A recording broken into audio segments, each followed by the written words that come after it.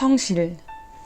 또 옛 사람에게 말한 바 헛 맹세를 하지 말고 맹세한 것을 주께 지키라 한 것을 너희가 들었으나 나는 너희에게 이르노니 도무지 맹세하지 말지니 하늘로도 말라. 이는 하나님이 하나님의 보좌임이요 땅으로도 말라. 이는 하나님의 발등상임이요 예루살렘으로도 말라. 이는 큰 임금의 성임이요 너의 머리로도 말라. 이는 내가 한 터럭도 희고 검게 할 수 없음이라. 오직 너희 말은 옳다 옳다 아니라 아니라 하라. 이에서 지나는 것은 악으로 쫓아나느니라. 마태복음 5장 33절로 37절까지의 말씀. 이 귀절에 대한 해석은 이 시각에 이르기까지 대단한 혼잡을 이루고 있다. 가벼운 서약까지도 죄로 보고 저주하는 극단론자들로부터 경솔한 맹세나 거짓 증거 같은 것만을 부인하는 정당한 해석에 이르기까지 초대교회 이래 천차만별이다. 초대교회에서 가장 널리 인정받은 해석은 맹세는 완전한 교인에게 엄히 금하고 약한 자들에게는 어느 한계 안에서 허락돼야 한다는 것이었다. 어거스틴 외에 몇몇 사람이 이 의견의 대표자이다. 맹세에 대한 어거스틴의 이러한 견해는 플라톤이나 피타고라스 학파 사람, 그리고 스토아 학파에 속하는 에피크테트나 마르스 아우렐 같은 이방 철학자들의 의견과도 일치하였다. 이들은 맹세를 점잖은 사람에게 맞지 않은 우스꽝스러운 것으로 생각한 것이다. 종교개혁자들과 그들의 교회는 세속 법정에서 요구하는 선소와 예수의 이 말씀과는 물론 무관하다는 견해였다. 이 논법의 근거는 시종일관 구약에 맹세가 허락되었다는 것과 예수 자신도 법정에서 맹세를 하였다는 것, 사도 바울도 여러 번 맹세와 유사한 표현 방식을 사용하였다는 것이었다. 종교개혁자들의 이러한 해석은 한 걸음 더 나아가 신앙의 세계와 세속을 분리하는데 간접적 성서적 증거로 결정적 의미를 주기도 하였다. 맹세란 도대체 무엇인가? 맹세는 다름이 아니라 지난 일에 대하여서나 현재 또는 미래에 대하여 자신을 주장할 때 신을 증인처럼 불러대는 일이다. 전지하시는 신이 거짓을 보복하라는 말이다. 왜 예수는 이 맹세를 죄라 하고 악에서 쫓아나온 것이라 불렀을까? 그 이유는 참 진실이 예수의 관심이었던 그 이유 때문이다. 맹세는 무엇보다도 먼저 세상에 속임이 있다는 증거를 하겠다. 사람이 속일 수 없다면 맹세는 불필요할 것이다. 그러므로 맹세는 속임을 막는 최후의 제방이다. 그러나 예수는 이미 세상의 속임을 알고 이 말에서 그것을 폭로한 것이다. 그것은 맹세가 홀로 최후의 성실을 보장하려고 하나 동시에 속임의 거처를 준비하는 것이요 그에게 존속 권리를 제공하는 것이 되는 이유 때문이다. 구약의 율법은 맹세를 통하여 기만을 막으려 하였으나 예수는 맹세를 금함으로 기만을 제지하고 있는 것이다. 하여간 구약에서나 신약에서나 문제는 똑같은 것으로 믿는 자들의 생활에서 성실치 못한 것을 없애자는 것이다. 구약이 속임을 막기 위하여 맹세를 생각해냈는데 오히려 그것은 속임에 의하여 굴복을 당하고 결국엔 본 뜻과는 달리 속임의 이용물이 되고 만 것이다. 속임은 오히려 맹세에 숨어 안전과 진리를 얻는 데 성공했던 것이다. 그리하여 예수는 맹세 속에 도피하는 속임을 기어코 폭로한 것이다. 맹세는 이제 없어져야 한다. 그것은 이미 속임의 보호자가 된 이유 때문이다. 맹세를 방패로 감행하는 속임의 암살 행각은 두 가지 형태로 나타난다. 그 하나는 맹세에 숨어서 자기를 주장하는 것이요. 그 다른 하나는 맹세 자체가 속이는 일이다. 후자의 경우에 거짓은 맹세할 때 산 하나님을 증인으로 내세우지 않고 세속적인 혹은 신적인 어떤 능력을 증인으로 내세운다. 거짓이 이렇게 깊이 맹세 속에 숨어 있으므로 성실성을 온전히 보호하는 데는 맹세를 금하는 길밖에 없다. 너희는 옳다 아니라 하라 하였다. 그러나 이것은 제자들의 말에 책임을 전지하신 하나님 앞에서 가볍게 하자는 것이 아니다. 오히려 하나님의 이름이 분명히 지적되지 않음은 제자들의 말 한마디 한마디가 철두철미 전지하신 하나님 현존 앞에서 자명한 것임을 뜻한다.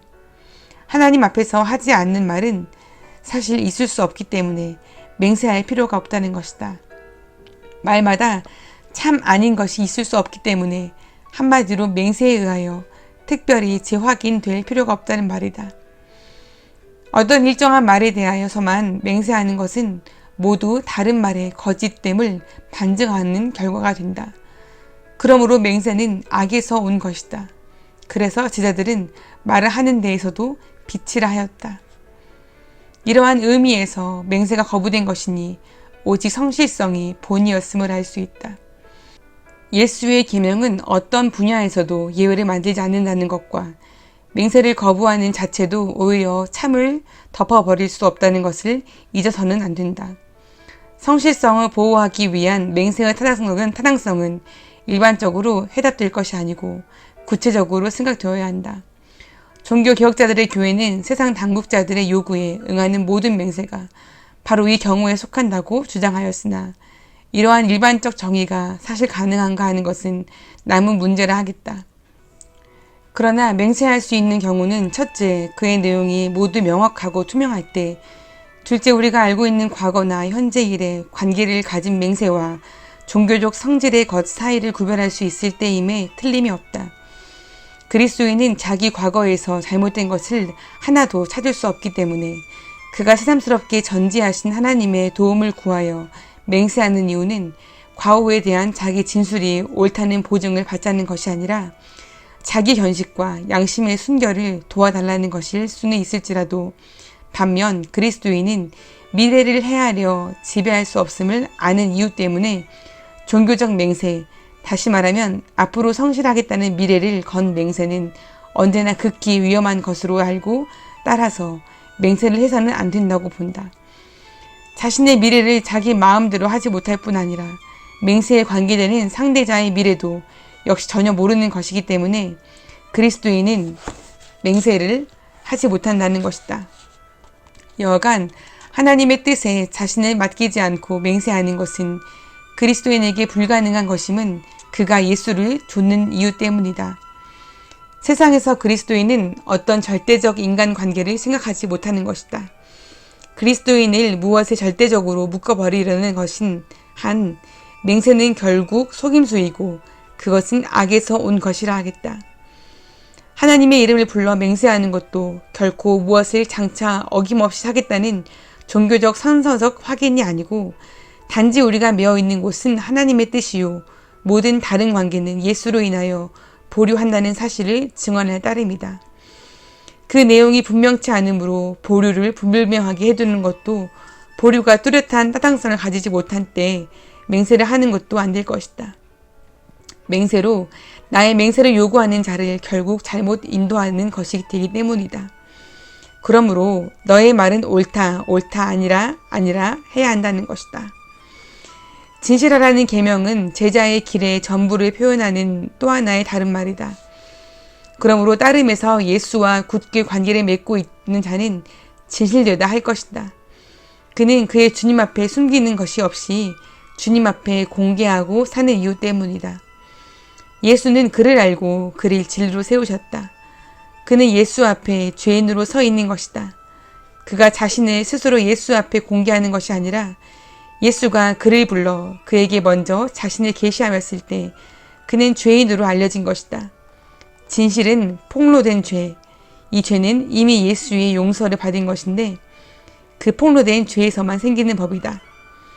죄를 예수에게 고백하고 진실해진 자만이 어디서나 전해야 할 진리를 부끄러워하지 않는다. 예수가 제자에게 요구하는 진실성은 죄를 감추지 않는 자기 극복에 있다. 이 모든 것은 두말할 나위 없이 자명한 것이다. 또 진실은 언제나 인간의 본성과 인간의 악을 하나님 앞에서 들추어내기 때문에 죄인의 신경을 자연 자극하게 되고 따라서 박해와 십자가가 뒤따르게 된다. 제자의 진실성의 근거는 오직 예수를 따르는 데 있고 우리의 죄도 이 십자가에서 계시되는 것이다. 십자가는 우리를 초월한 진리요 우리를 진실하게 만든다. 십자가를 아는 자는 그러므로 다른 진리를 무서워하지 않는다. 십자가 밑에서 사는 자는 진실을 위한 율법적 맹세를 다시 필요로 하지 않는다. 그는 이미 하나님의 완전한 진리에서 살고 있기 때문이다. 예수에게 진리이면서 사람에 관계없는 진리는 없다. 속임은 공동체를 파괴하나 진리는 잘못된 공동체를 해체하고 참된 형제 관계를 다시 마련한다. 예수의 제자의 길은 하나님과 사람 앞에서 솔직하게 사는 것을 뜻한다.